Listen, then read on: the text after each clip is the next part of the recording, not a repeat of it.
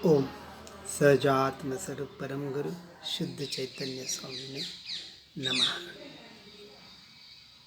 श्री उपदेश शुद्ध सार जी में आचार्य तारण स्वामी बता रहे हैं कि जो मननशील संयमी साधु पुरुष होते हैं वही अपने परमात्मा स्वरूप की साधना कर सकते हैं, क्योंकि परमात्मा स्वरूप आत्म तत्व चेतन है, जो नित्य है, सत्य है, असीम है, अनंत है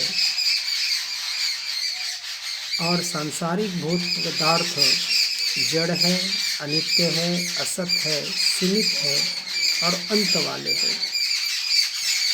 जो जीव संपूर्ण कामनाओं का त्याग करके निर्मम, निरहंकार और निस्पृह वितरागी होता है, वह परमात्मा पद प्राप्त कर सकता है।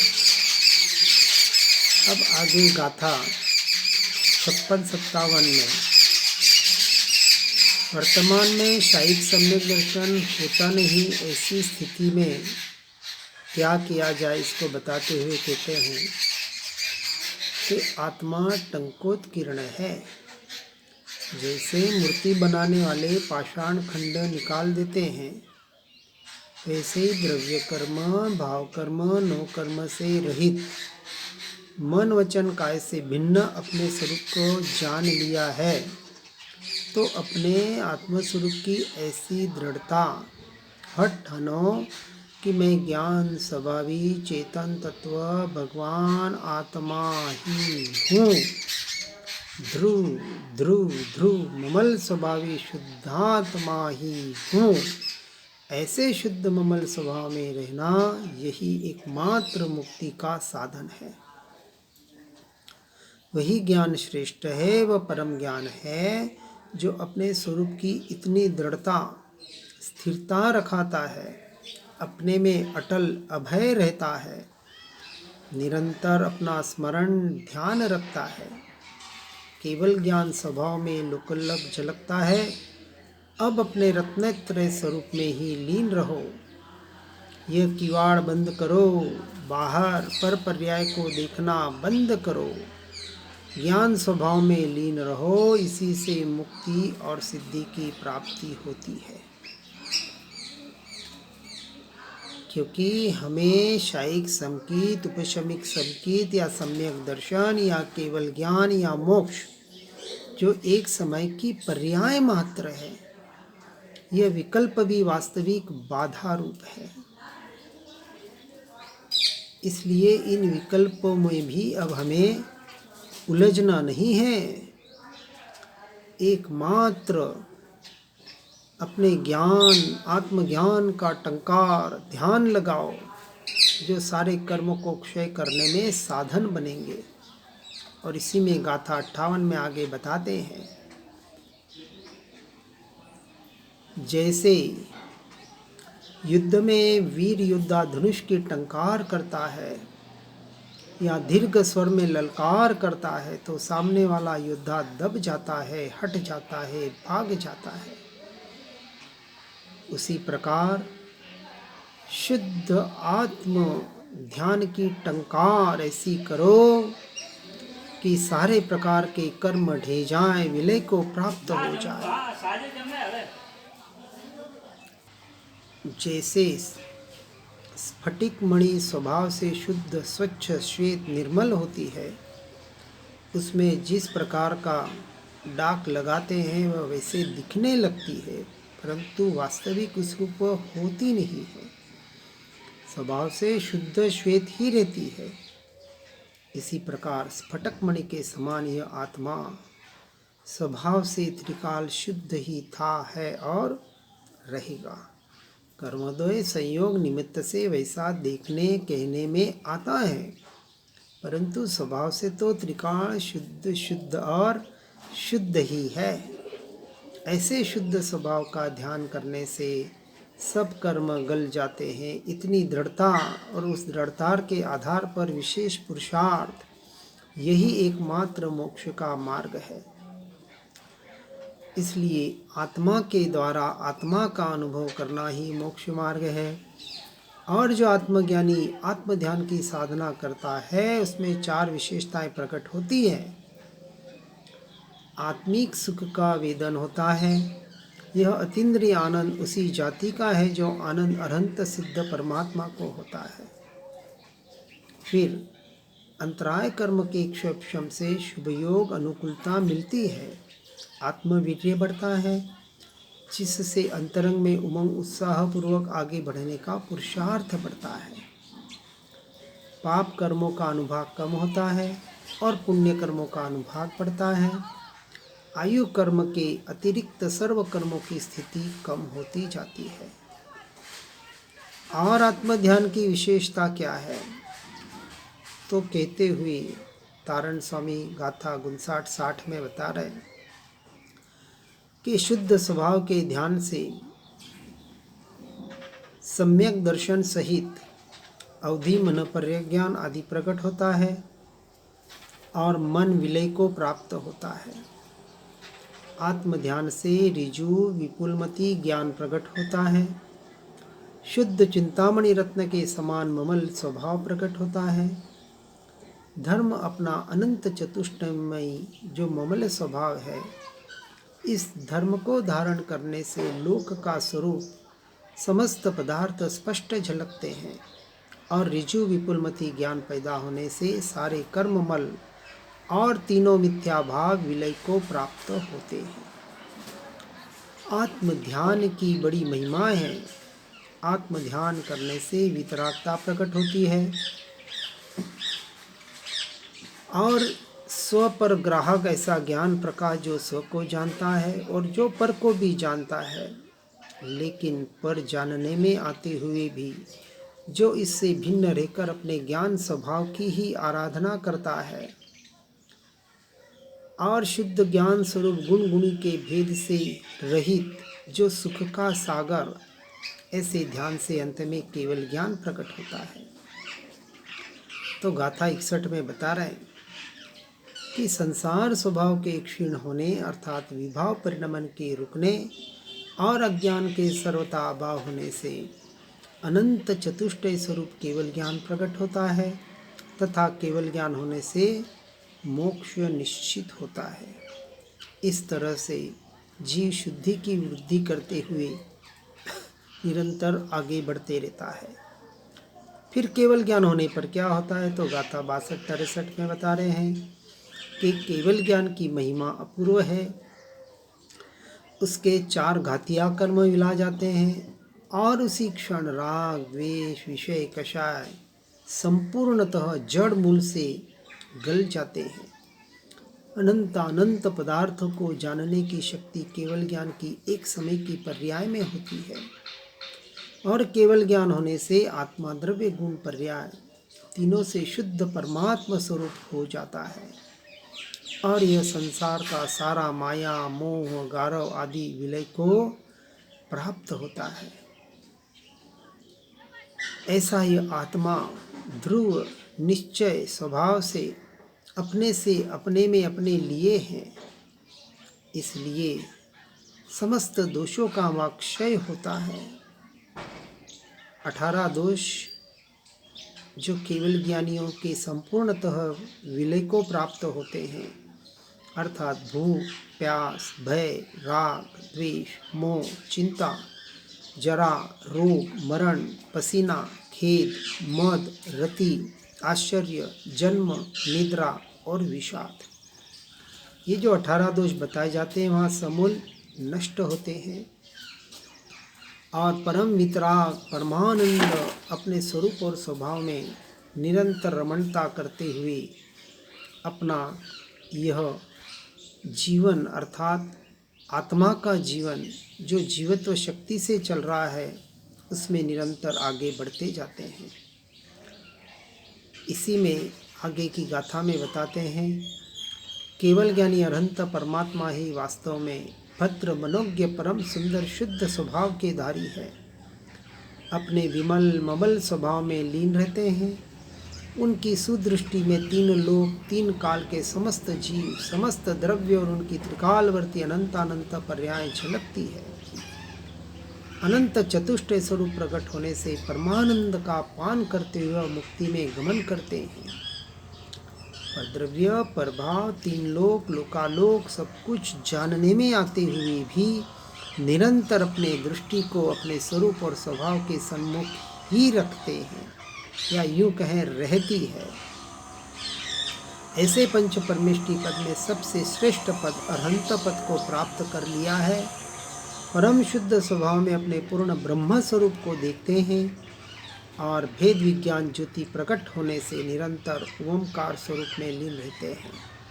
अपने एक समय के लिए भी स्वभाव को नहीं छोड़ते हैं और आयु कर्म के क्षय होने पर ऊर्ध्व गमन कर सिद्ध पद में प्रतिष्ठित हो जाते हैं। इस प्रकार से आत्मज्ञान की और आत्मज्ञान से लेकर केवल ज्ञान तक की यह दशा अद्भुत और अद्भुत है, और इस अद्भुत दशा को प्राप्त करने के लिए हमारी सारी साधना और आराधना है। आज दिन तक ऐसी अद्भुत सुंदर मनोहर दशा का मात्र कल्पना में, विकल्पों में ही विचार किया। यदि प्रत्यक्ष ऐसा जीवन चाहते हैं, परमानेंट सुख और मुक्ति चाहते हैं, तो इस मार्ग पर अर्थात भेद विज्ञान से निरंतर अपने स्वरूप और स्वभाव में ही स्थिर रहने का हमें प्रयास और पुरुषार्थ करना चाहिए।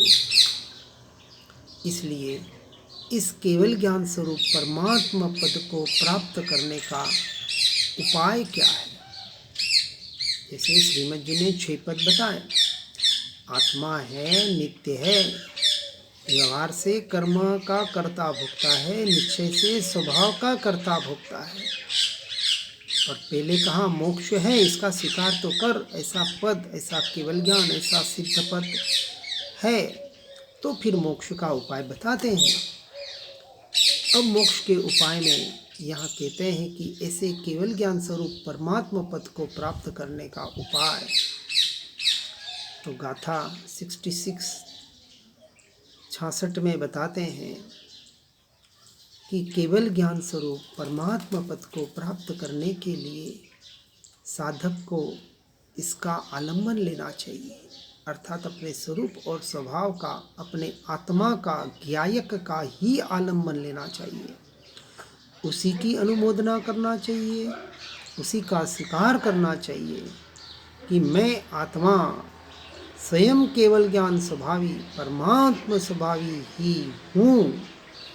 स्वभाव से यह आत्मा अनादिकाल से शुद्ध है, वर्तमान पर्याय में अशुद्धि है, परंतु अपने ममल केवल ज्ञान स्वभाव का आश्रय लेने से वह पर्याय शुद्ध हो जाती है और तीनों प्रकार के कर्म क्षय होते हैं।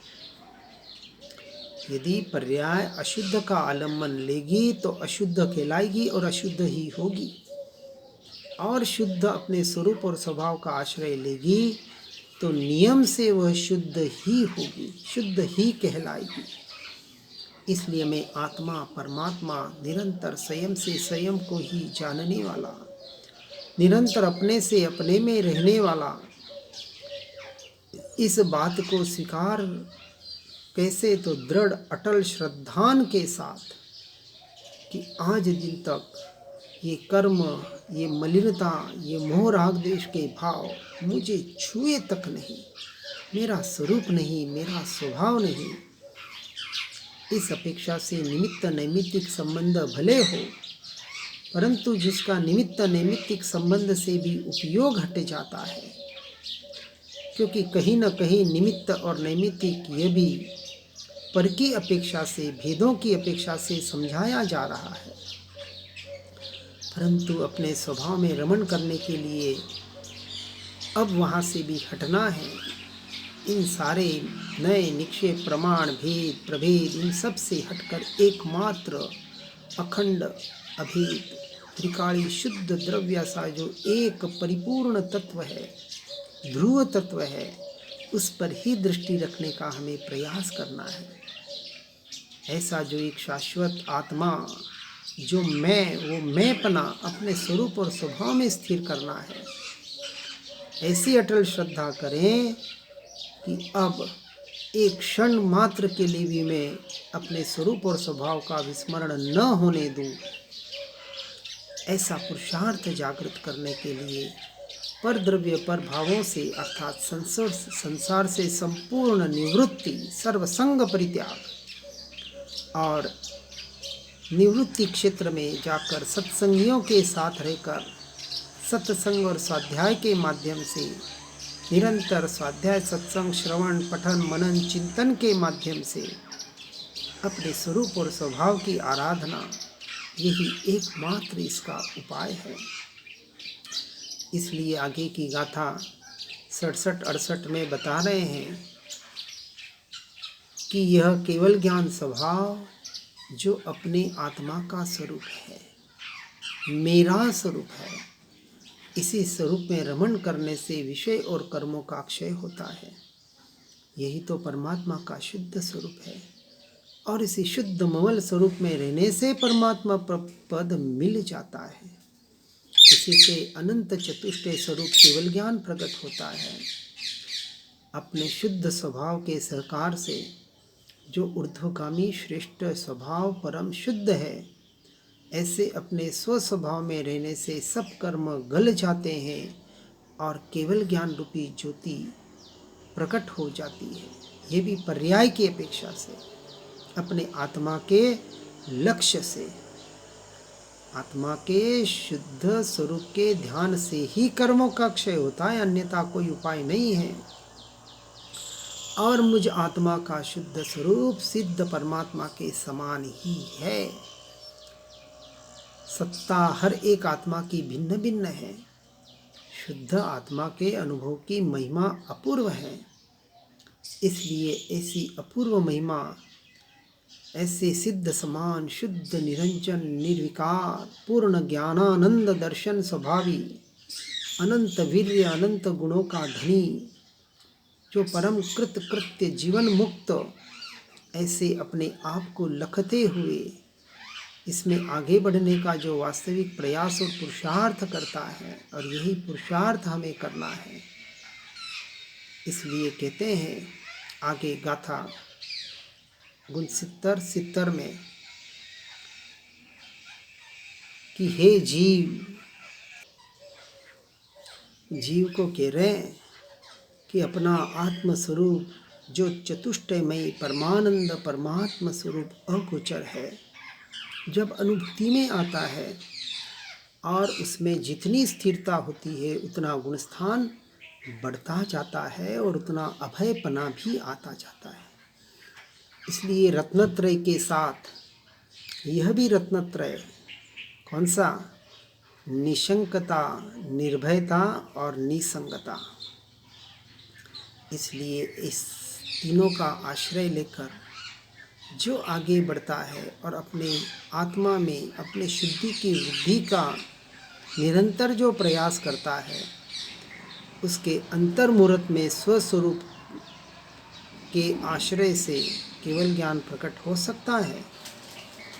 ऐसे परमात्मा स्वरूप निज शुद्ध स्वभाव को मैं नमस्कार करता हूँ, अर्थात स्वयं से स्वयं को नमस्कार करता हूँ कि जिसके अवलंबन से अनंत चतुष्टयमयी स्वस्वरूप अनंत गुण निधान अनंतानंत लोकालोक का प्रकाशक केवल ज्ञान केवल दर्शन प्रकट होता है।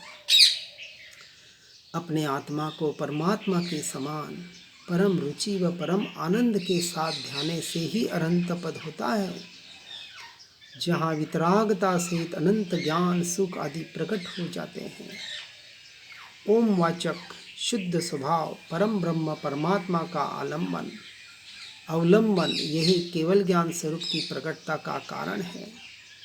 इस सहारा से जब स्वयं आत्मा अपनी आत्मा में लय होता है, तब अनंतानंत लोकालोक का प्रकाशक केवल ज्ञान प्रकट होता है, जिसे मैं तथा समस्त जगत नमन करता है।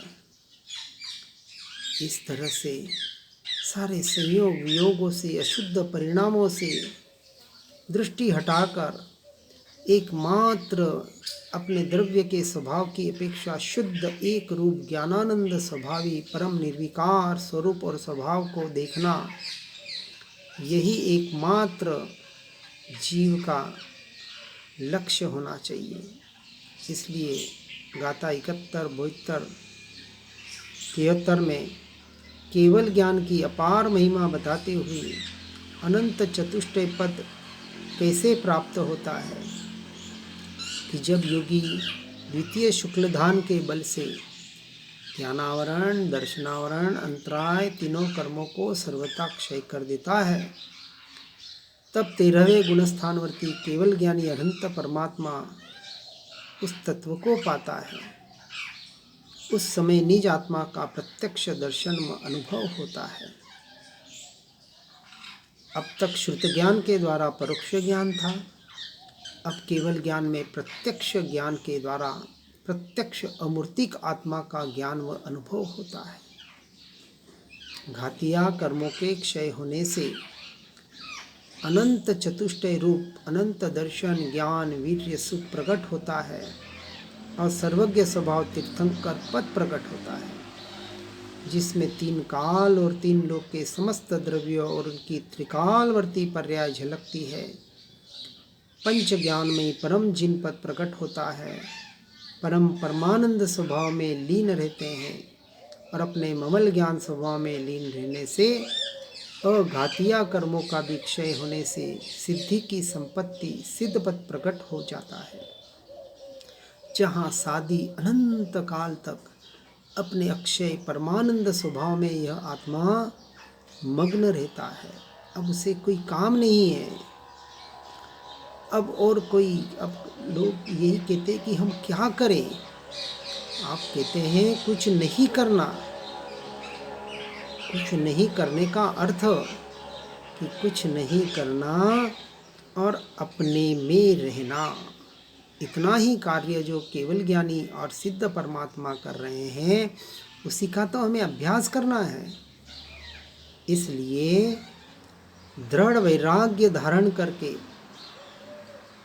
गुणस्थानक में आगे बढ़ने का प्रयास करते हुए मात्र स्वानुभव की साधना करना और इसकी तीव्रता से वितरागता को प्रकट करने का पुरुषार्थ, जिससे निर्मल शुद्ध स्वानुभव झलकता है, उसका सम्यक दर्शन, गाढ़ ज्ञान निर्मल व चारित्र शुद्ध होता है और इस शुद्धि की वृद्धि से ही घातियों कर्मों का क्षय होकर केवल ज्ञान स्वभाव अरहंत पद प्रकट होता है। यह स्वभाव की लीनता, ये वितराग यथाख्यात चारित्र, इसके द्वारा अघातिया कर्मों का भी क्षय होकर सिद्ध पद प्राप्त होता है। इस तरह से क्रमशः आगे बढ़ते हुए हर साधक इस मार्ग पर आगे बढ़ने का प्रयास और पुरुषार्थ करे। इसी भावना के साथ ओम नमः सिद्धम। जिन वाणी के ज्ञान से हो सम्यक श्रद्धान, हो चारित्र महान, पाऊं पद निरवान। आत्म ही है देव निरंजन, आत्म ही सद्गुरु भाई, आत्म शास्त्र धर्म आत्म ही तीर्थ, आत्म ही सुखदाई। आत्म मन नहीं है रत्नत्रय, पूरित अवगाहन सुखधाम। ऐसे देव शास्त्र सद्गुरु को, धर्म तीर्थ को सतत प्रणाम, धर्म तीर्थ को सतत प्रणाम।